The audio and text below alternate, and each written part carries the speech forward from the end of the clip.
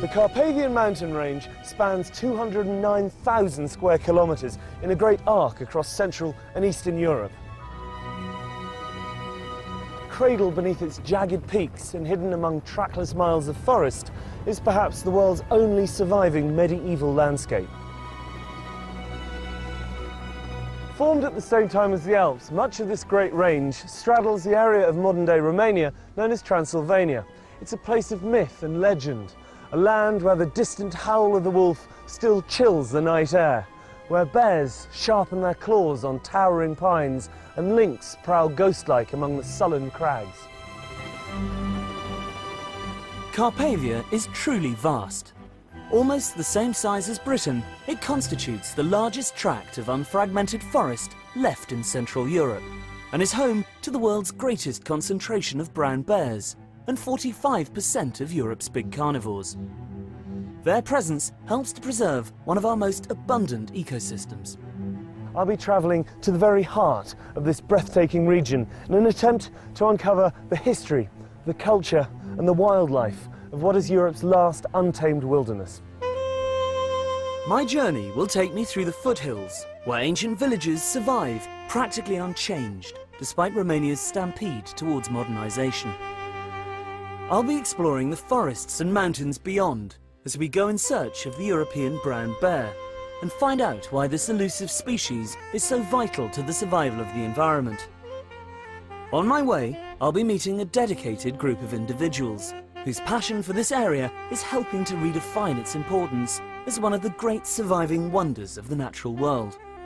These include a Transylvanian count who is working to conserve some of the most ancient of Carpathia's medieval villages, and His Royal Highness Prince Charles, who can trace his ancestry back to Romania's dark and distant past. The genealogy shows that I'm descended from Vlad the Impaler, you see. So I do have a bit of a stake in the country. As it were. With its deep gorges, cliffs and windswept bluffs, Carpathia is a popular destination for lovers of adventure sports. People come here from all over the world to rock climb, kayak and get back to nature.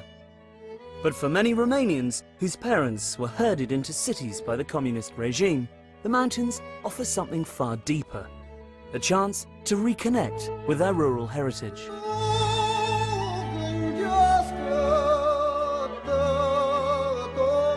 To get a feel for the geography of this unique mountain range, I joined Mihai Constantinescu, leader of the local Alpine Association, his wife Mihaela and their friend Nicoleta Carpinianu for a two-day trek through the Apuseni region. Yeah, finally. Thank you. Yeah, these roads are a bit labyrinthine. Must get used with this. Hi. Nicoleta. Hi. So where exactly are we going? They will going to have around 15 kilometers. Yeah. We'll set the tent tonight, and tomorrow we'll do the rest of the trip, and finally we'll reach the daffodil fields. That is very spectacular, and we have to be there because now they are fully bloomed. At their very best. Yes. You see, that's the traditional way of harvesting the woods. Yeah. They're using horses for that, to carry the woods. Yeah. And this would be This is wood for will the be firewood, used, isn't yes, it? For the exactly. oven. Yeah. Will be used for fire. As you head up into the hills, the terrain rapidly grows wilder and the forest closes in around you. This is a world so ancient and unspoilt that our presence feels as ephemeral as the footprints we leave behind us. All my life, I've dreamt about visiting the Transylvanian wilds, but where Bram Stoker describes a sinister and haunted landscape, instead you find yourself in a world more redolent of Tolkien. This is actually the longest cave in Carpathian Mountains. It has more than 2 kilometers of caves and galleries. So this great chasm is a system that goes right back through the mountain. Yes, it's going through the mountain. You can actually go and get out on the other side. You can see the place where the water goes in, and it pops up here. This tributary, though, is part of the Ariash river system. Yes, exactly. And the gorge that we're about to walk to is the next door valley, I presume. Yes, it's a parallel valley to this. It's like several hours of walking. Well, lead on. Okay.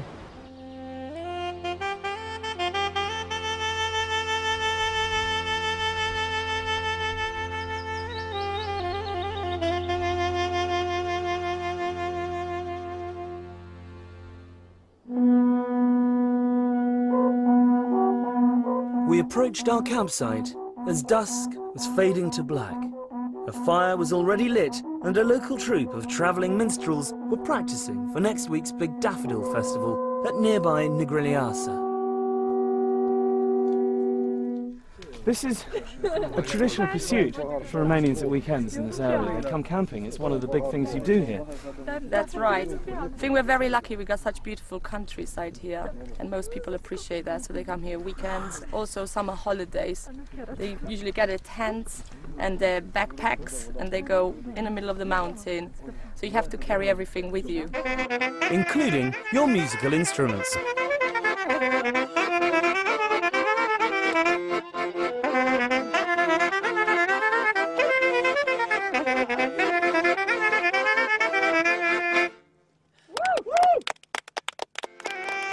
The festivities continued late, a single small island of light and warmth in a vast ocean of night, the only other illumination being a pale, vociferous moon.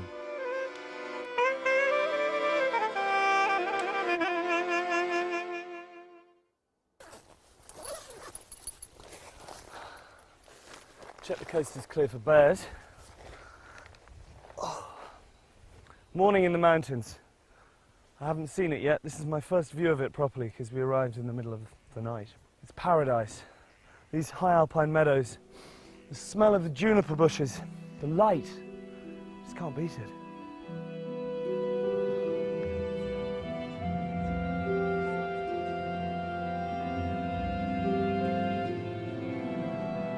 After a long morning's walk, we reached the wild daffodil pastures of the Carpathian Hills. And although the festival was due to be held the following week, the ground was already a carpet of white. Well, I'm so glad we've finally made it. It's taken us, Yes. what, 2 days, 50k, thereabouts. And here we are finally. Yeah, nice place to come to. What an amazing place to Yes. come to. It's truly wonderful. Thank you so much. My pleasure, My anytime. guide. I think we should sit down and just take it all in. Enjoy the view.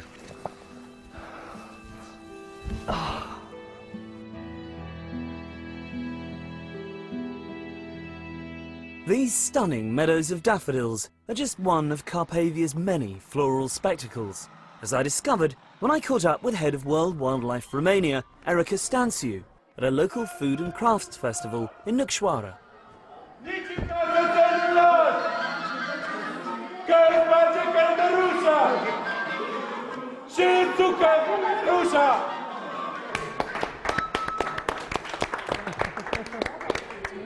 Erica, hi. Hi, thank you. Nice to see you. What a wonderful spectacle. Is this a regular occasion? Well, it's becoming regular. It is an old tradition that stopped during the communist times, and now it is being renewed. And the local people, including children, are very, very happy to do this. Absolutely. And very proud. And these are all the local crafts, are they? Yes, these are all local people coming together to have fun and do some work as well. So this is a traditional social event, if you like, a social It's a social club. Exactly. Why are the Carpathians so important, so unique? Well, because we still have large areas of wilderness, which means very well balanced ecosystems with the whole array of habitats and species that were naturally here and still naturally are here with the natural processes still happening. Because this is really unchanged from the way it was 1,000 years ago. Yes, there are large areas, large core areas I would call them, which are still in their natural form. These large wilderness areas are linked with corridors, and this means that animals have space And they to can move freely. They can move freely. Why is that so important? It's vital. It is vital, especially for some of the species like the large carnivores that need large spaces to survive. Presumably you get inbreeding. Otherwise there will be inbreeding, otherwise the whole population will be disappearing, if you like, Right. because they need space to live. These are large animals that need large areas to feed on, and it's crucial for them to have these corridors between the wilderness areas. So you have a lot of cuckoos around here. Yes, and many other species of birds. We have many wonderful species of flora, fields of wild daffodils and wild orchids and many, many other species which are very different from one season to the other. In May now and in June, up in the alpine areas, you can see wonderful gardens of wildflowers. Inhospitable though the Carpathians often are, people have been living here for millennia, and the mountains around Gradistia de Monte conceal something extraordinary. What you see today is estimated to be less than 10% of an ancient city that lies tangled and buried beneath the roots of the forest. The ruins of Sami-Sejutusa, capital of the Dacians, have been described as the Machu Picchu of Europe, although they predate the Incas by nearly 1,000 years. Around 200 AD, it was the cultural, religious and military heart of a civilization that stretched from Slovakia all the way to the Black Sea. But this is an area that's proved almost impossible to conquer for any length of time. The Romans were forced to pull out due to the high cost of policing such wild terrain. Then came the Huns, the Avars, the Slavs and the Bulgars, the Magyars, and most enduring of all, the Saxons. Travelling northeast towards Brasov and the foothills, you reach a region where the German language is still widely spoken, and many of the people are descended from immigrants who came here in the 12th century. Or at least, that was the case up until the early 1990s.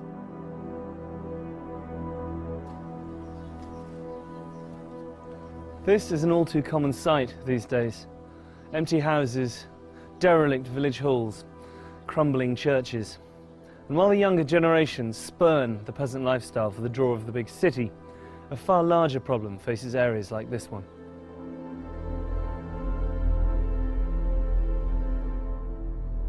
Following the revolution and the fall of Ceausescu, the German government gave its Saxon cousins the opportunity to return to their homeland. Faced with the choice between continued hardship, poverty and political instability, or the chance of a new life in the West, many families literally upped sticks, leaving everything behind them. Fortunately, not all of these depleted settlements have been abandoned. Aside from a growing Romani population who have moved in to take advantage of the free housing, there is still a stalwart Saxon contingent who have stayed on and are attempting to inject new life into what is a vital part of Romania's cultural identity. The village of Viscri is one of the lucky ones, where members of the community have banded together to preserve their architecture and traditions. Many of these houses date to the time of the first settlers, direct forebears of today's inhabitants, like local resident Caroline Fernelend. My ancestors came 1142, invited by King Geza II of Hungary to defend this area against the invasions. So they came with a golden letter, we call it. And this is why they built 240 villages in Transylvania, and every village has a fortified church. All the time somebody was watching from the tower to see if it is dangerous, and then they would ring immediately the bells, and everybody Piles into the church. very quick, Locks very the door quick. behind them, yeah. Of course. This is Alba Iglesia. In 1400 it was first mentioned, and from this is coming the name of the village, Deutsch-Weißkirch, Saas-Ferechhazo, and Viscri in Romanian. Nice. White church in German. White church in German. Marvellous door.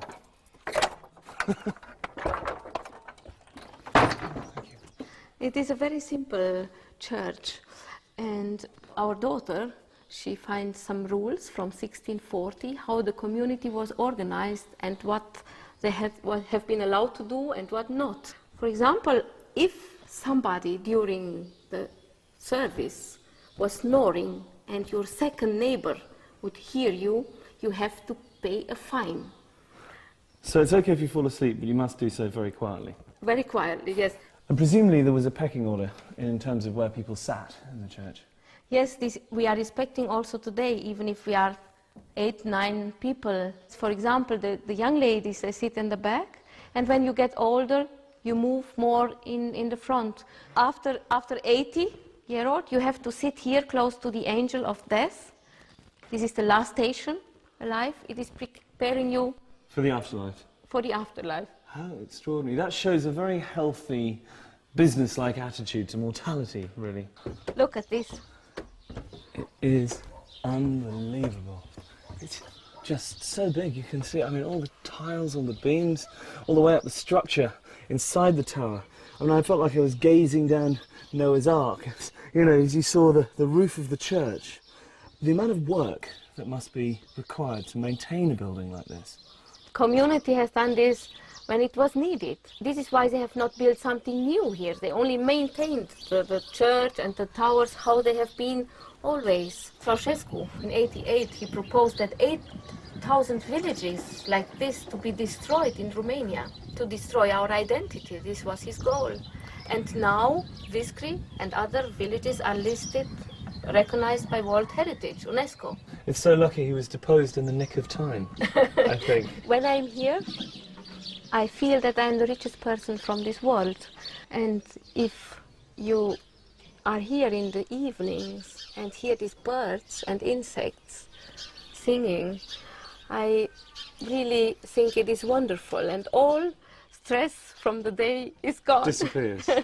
Yes, I think gazing out from this balcony has to be qualified as a form of meditation, really. It is, and I'm very grateful that I'm allowed to live here and now in this democracy. Journey across thousands of years of Polish history, from the birth of the nation around 750 BC to present-day Warsaw. Join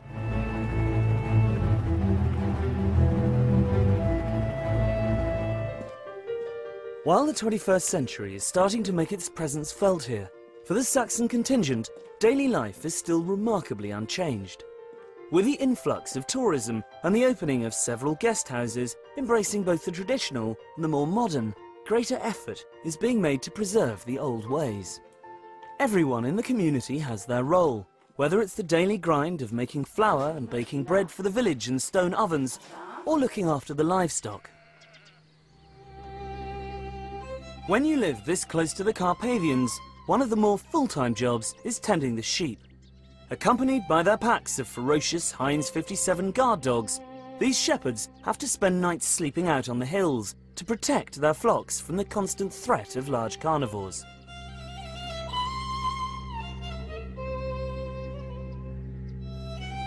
Am avut. Deci acum ce să spunem asta? Cum atacă lup? They had problems. Usually the wolves are attacking. Lupul te atacă, te pândește. Șade drept o grămadă cu mărăcini undeva, vine, te vede că ai trecut încolo și s-a sărit pe oaie.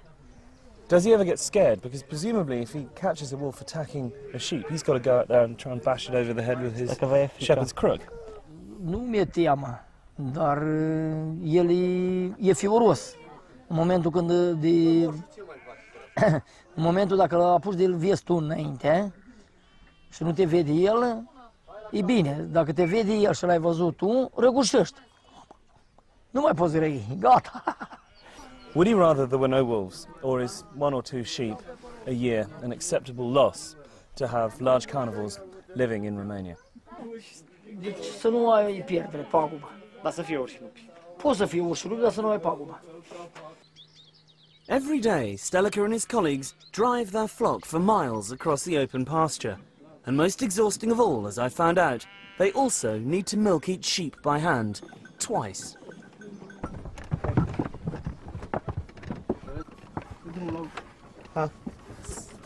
Hello? Yeah? It's official, I'm milking a sheep. It's not as easy as it looks.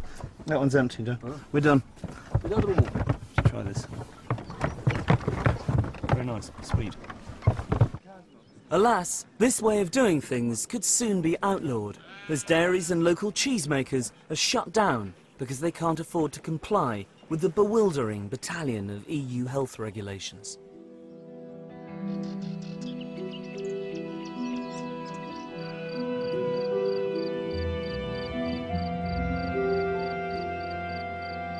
One organisation that is striving to prevent this from happening is ADEPT, a charity that maintains local methods of farming and living off the land are essential for the survival of a rich and varied ecosystem. I caught up with British-based founder Nat Page. We're now in a typical damp lowland hay meadow, which is probably the most threatened kind of habitat in the whole of Europe today. They existed around villages in Western Europe and Eastern Europe, and really they've only survived in Eastern Europe. Here, just in this square metre where we're standing, in the beginning of June, there will be 60 different flower species in every square metre. The diversity of the flowers is just absolutely unbelievable. And that's because this has never been fertilised and has never been sprayed. And this kind of landscape is of fantastic European importance. You say it's under threat. In what way?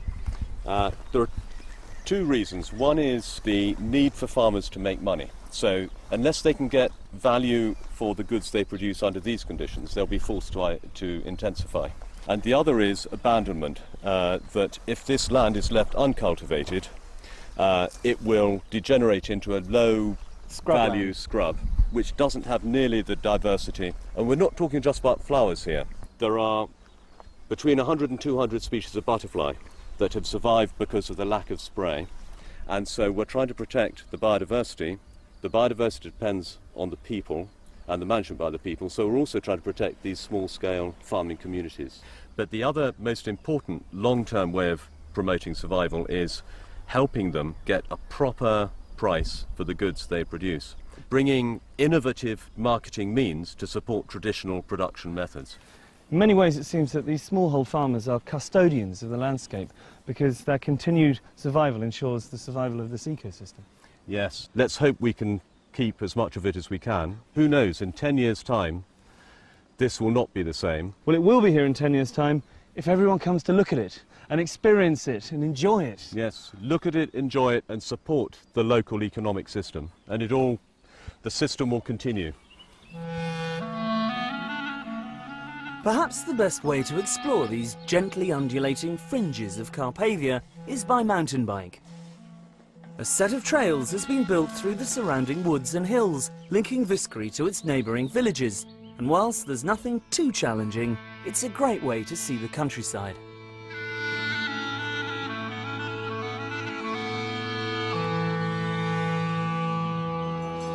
I arrived back to the village at dusk, in time to witness one of the most iconic spectacles of rural Transylvanian life. Early each morning, the cattle, individually owned by members of the village, take themselves out to pasture. In the evening, they unerringly manage to find their way back again. For anybody who thinks cows aren't intelligent, have a look at this. They know exactly where they're going, they don't need to be told, they just peel off into their respective homes.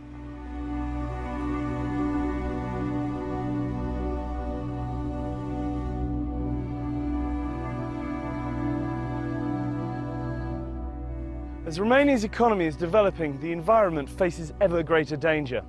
With much of the country's biggest natural resources either under the ground or sprouting out of it, the impact on this mountain paradise is increasingly costly. This is one of thousands of illegal logging operations that are taking place as I speak in the mountains of forest of this area. Look at this tree, you can count the rings. It's over 100 years old. It's not even selective. Well, it's selective in as much as they take the largest and the oldest trees, cart them off. It's a tragedy. Deforestation is the greatest threat facing this wilderness. As far as the government is concerned and the people who have been restituted land here, Carpathia's main value lies in its prime timber and mineral deposits. For a country struggling to catch up with the rest of Europe, this region is, literally in some cases, a gold mine. Insufficient resources to police such a huge area and a reluctance to do so makes it almost impossible to prevent such wide-scale clear felling. On top of this, the absence of planning laws is giving rise to a spate of new and often ill-conceived developments, like environmentally damaging ski resorts, hastily built to take advantage of the influx of foreign tourists.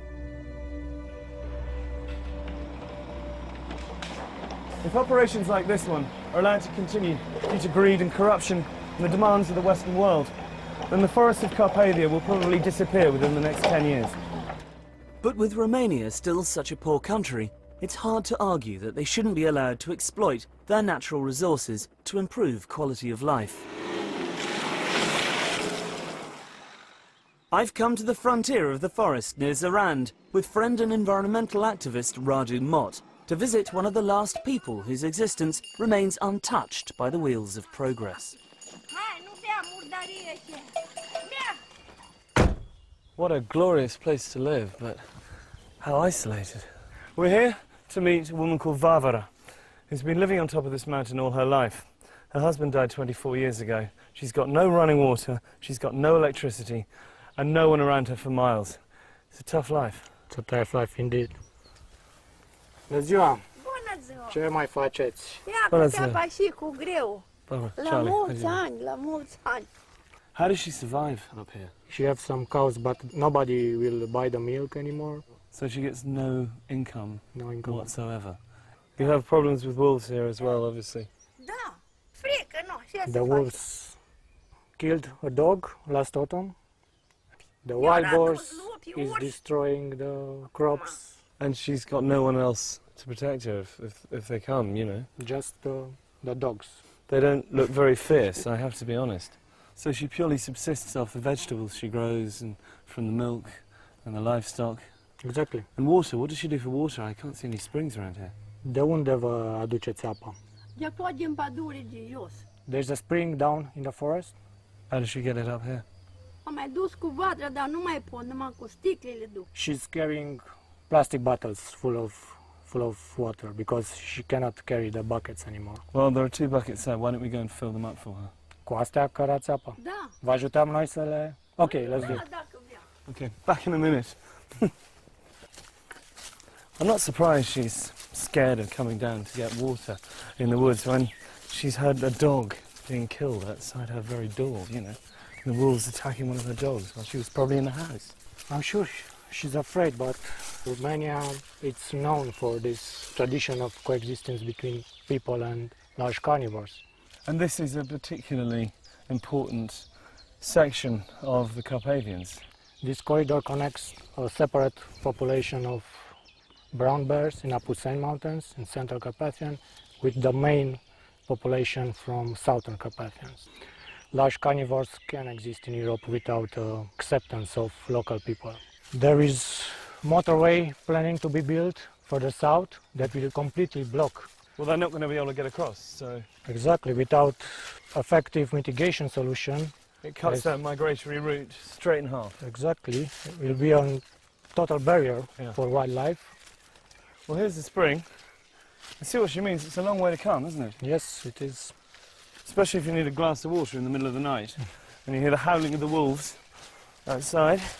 I presume that this is scooping out the water. Yeah. Right.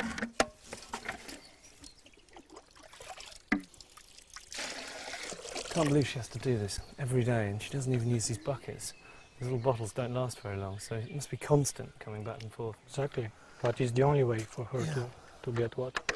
I think we should try and raise some money, get her a generator and a water pump and a hose sorted out. Exactly. Oh, yeah. V-am adus apa. Vă mulțumim frumos. Cu plăcere, numai. Trăiți la mulți ani. Sănătate, numai bine. De-aia, Domnul. Hope that'll keep it going for a while.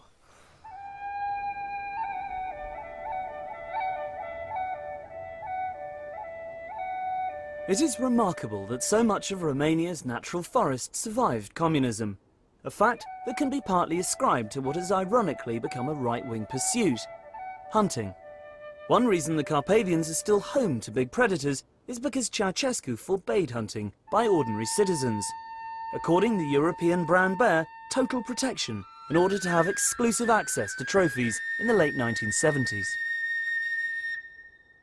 Today, Romania is home to over 5,000, around half of Europe's total bear population.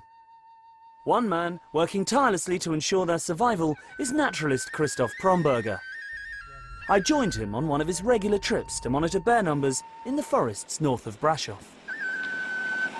The wilderness really needs large carnivores because they keep the whole system in balance. They keep the ungulates under a certain threshold, so the forest can regrow, and when the forest can regrow, all the other species, the birds can live and so on. So the large carnivores are really important to keep everything alive. By ungulates, you mean herbivores? You mean the deer? Red deer, the roe deer, to some degree wild boar, the chamois in the higher elevations. For example, you know, if you don't have wolves, then the chamois will go down in the forest, and then in winter, and then they can eat a lot of the young trees.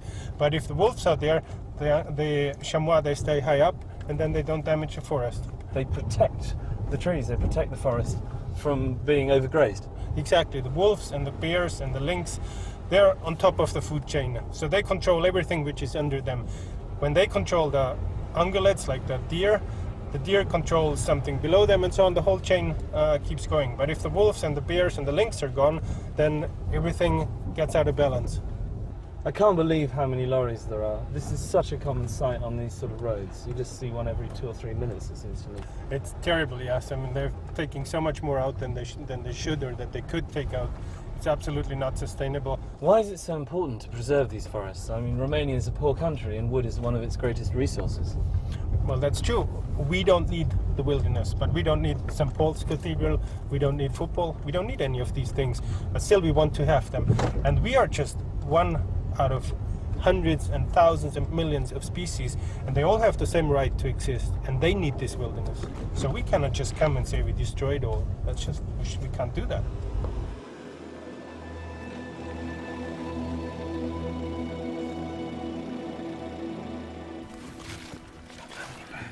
In this area, there's about 25 bears that are coming more or less regularly to the side. The height is just around there, about 150 meters from here. We gotta be very quiet now. They're the same family as the American grizzly, aren't they? Yes, they're actually the same species.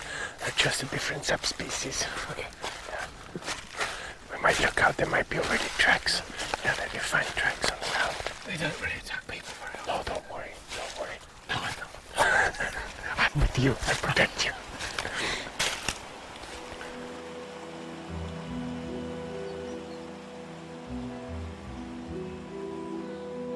This hide was used by trophy hunters who would lay down food and sit in comfort, waiting for bears to wander into their sights. An iron frame was employed to measure the size of prospective targets. Haunches of meat were hoisted, and bears tall enough to reach them were deemed fair game. Today bears are still fed and monitored, but to propagate their numbers rather than furnish the homes of the party faithful. Oh yeah, this black one, that's a 5-year-old female. She's not coming very often, but I've seen her here before. It's amazing just to see bears so close. It's absolutely amazing. Yeah. What is it? It's not even 30 meters, isn't it? I know. They probably smell us, so they know that there's somebody here. But if we're quiet and if we don't do any fast movements, they will tolerate us here. Okay. Is that meat down the far end there? Because it looks like she's sniffing around there. Yes, that is the leftovers from the slaughterhouse. They came word and brought about a week ago a truck full of that stuff here. Okay. Mainly sheep guts and the sheep heads. Do they prefer that to the muesli? Well, of course, the meat is very protein rich, so they prefer meat. But it starts to get a bit smelly, so I think pretty soon they won't. I can smell a bit of it. I think pretty soon they won't touch it anymore. The cubs. Yeah, oh yeah, that's a mother with 3 cubs of the year. They were born in January. Oh, look at that. The first time this year that they come out here. Yes, they've never been here before. No, she was very careful with them so far. So that's the first time that they're here. Wow, so this really is a special occasion. Fantastic. Well, how big are they? 15 kilos now. Tiny. Yeah, that's so cute. And then the heavy ones. Look at that. No one hanging off. It's trying to hang on. I imagine you never get bored of this. No. Because you come in almost every day, don't you? You can sit here every evening. There's every evening something else happening. I can watch this forever. Really good. As well as his environmental work, Christoph and his wife Barbara run an eco-lodge, which offers guided excursions to the bear hide, as well as kayaking trips. Their riding school, Equus Silvana, lays on equestrian breaks, where guests can spend days galloping through fenceless wilderness.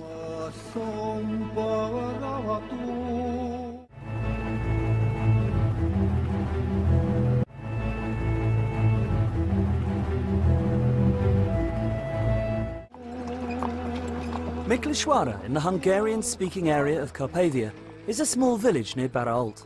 I've come here to meet Transylvanian Count Tibor Kalnoki, who is transforming the local community by converting disused homes into traditional guest houses and offering visitors the chance to step back in time. Tibor, hi. Welcome, Charlie. Good to see you. This is the most impressive hunting lodge. Yes, it's 500 years old and it's been abandoned for the last 50 or 60 years, and we're now starting slowly, one step after the other, to restore it. There must be a huge amount involved in restoring a place of this size.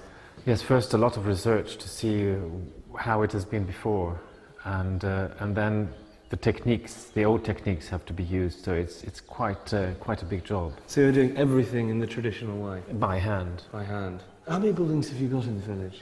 In this village there are 6 houses with barns and all the other buildings around it, and then the manor with its domain. So it's if we take the buildings themselves, it's something like a dozen of So you're buildings. creating quite a space for people to come and stay and experience the village life here. I know this is just open pasture, but it does feel like we're in some great park.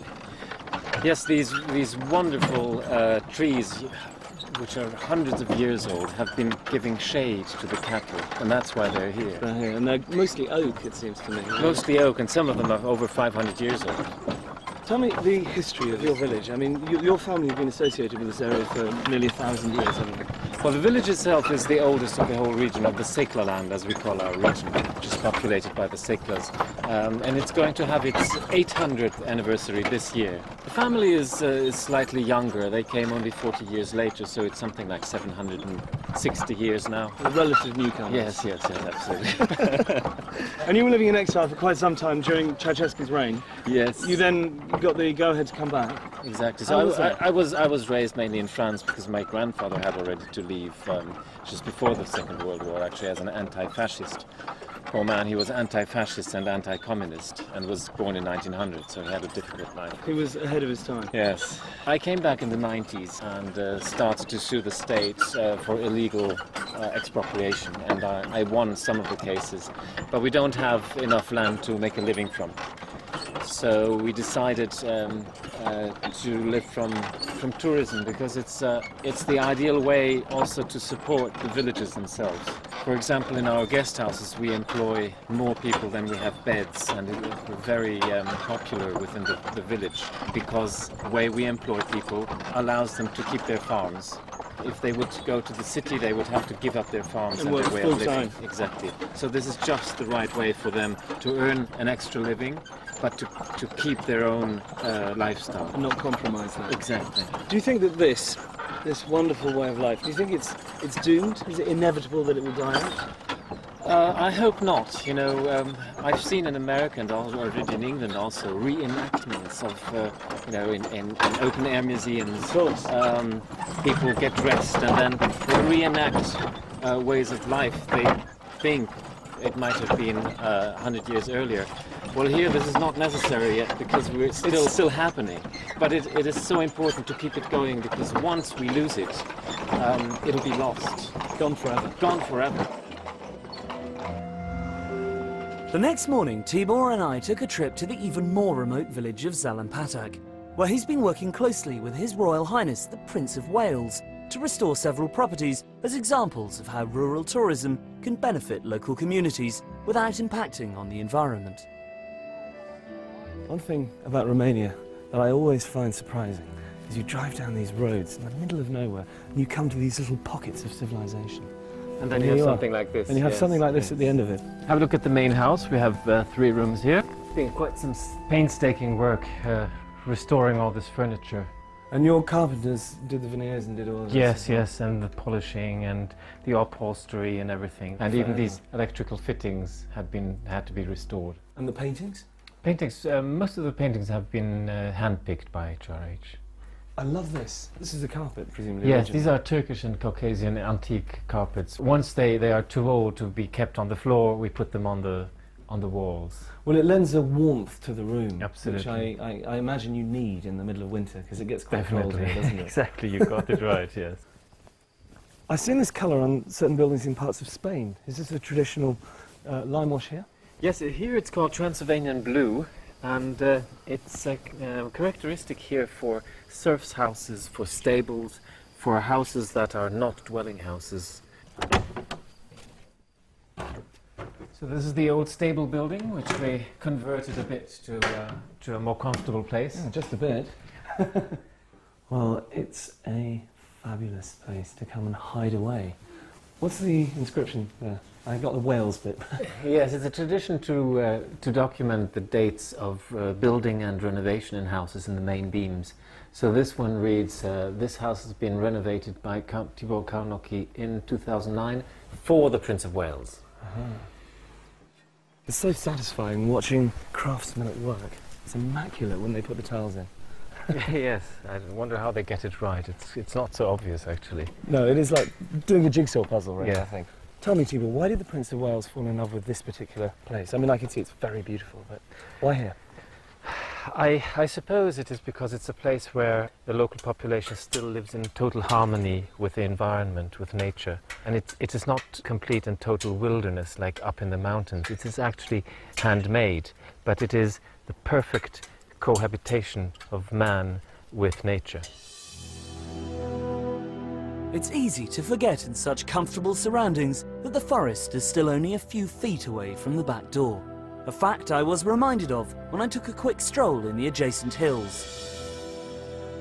Walking up through fields of orchids along the edge of the tree line, you are completely immersed in the natural world.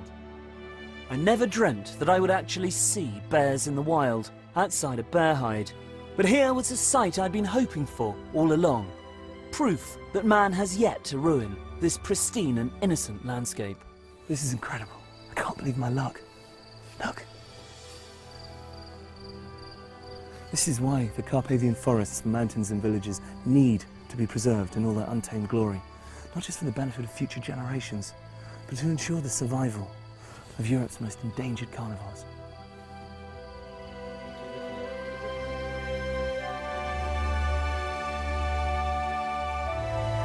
If something isn't done, then this verdant paradise will become as ecologically barren as the Highlands of Scotland. Once covered by magnificent forests of oak, beech and pine, now bare with new saplings grazed into submission by a wildly inflated deer population. But it's here I've come, on the last leg of my journey, to meet one of Carpathia's greatest crusaders, His Royal Highness, the Prince of Wales. The key thing I think about Romania, and Transylvania in particular, is that there's so much we can learn from, it seems to me. It is the last corner of Europe where you see true sustainability and complete resilience and the maintenance of entire ecosystems for the benefit of mankind, and also for nature. And there's so much we must learn from that before it's too late, I think. So presumably this is why it's so important to preserve it for the future. Well, I think so, but people will say, oh, well, she's just trying to preserve things in aspic, or you're trying to prevent progress and so on. But you'd think by now we might have learned a few lessons from the things that have gone wrong with an agri-industrial approach to everything. Because the great thing, it seems to me, about Transylvania is the combination of natural ecosystems, the forests and the agricultural areas, together with the human cultural systems. And it's this extraordinarily unique, integrated relationship which is of such huge importance. Once you pull it all apart, you're left with something which can just be exploited without being treated in a sustainable way, if you see what I mean. Because if you cut down great swathes of the Carpathian natural forest, you're actually destroying one of nature's great services to the rest of mankind in terms of carbon sequestration. Given the fact that the rise of industry and agriculture has led to the almost total destruction of the Great Forest of Caledon here in Scotland, do you think that there's a way of stopping the same thing from happening in Romania?